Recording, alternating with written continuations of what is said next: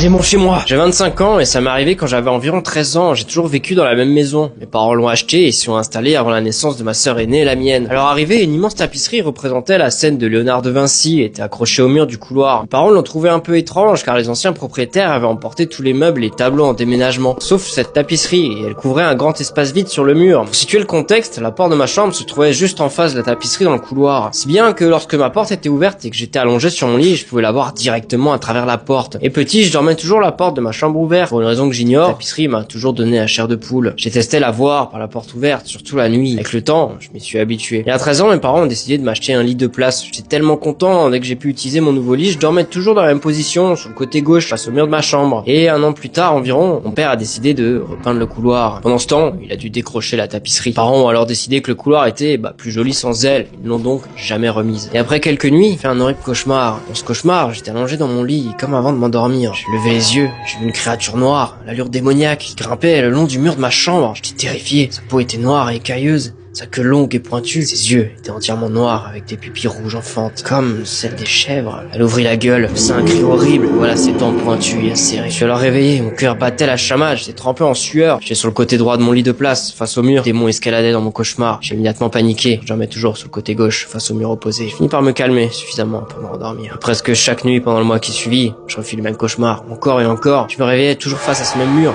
côté opposé de mon lit. Chaque nuit, il m'était de plus en plus difficile de me réveiller et de sortir de ce cauchemar. C'est devenu tellement angoissant, j'avais peur de me rendormir, car je craignais qu'un jour, je ne puisse plus me réveiller. Et je voulais pas savoir ce qui m'arriverait dans ce cauchemar, si j'y arrivais pas. En plusieurs nuits, je dormais qu'une ou 2 heures, puis je dormais plus du tout. Finalement, le temps a passé, et le cauchemar a cessé. Avec le recul, je me pose des questions. Pourquoi les anciens propriétaires de notre maison avaient-ils accroché cette tapisserie? Pourquoi l'avaient-ils laissée là en partant? Je me dis qu'ils l'avaient peut-être accrochée pour une raison, comme une sorte de protection contre cette créature démoniaque. Je suis pas croyant, mais ils pensaient peut-être à la représentation de Jésus sur la tapisserie les protégerait et éloignerait le démon. Ce que je sais, c'est que peu après les avoir enlevés, les cauchemars ont commencé. Plus de 10 ans après, j'ai encore des frissons. Encore à me représenter si clairement cette créature démoniaque. J'espère ne jamais la revoir.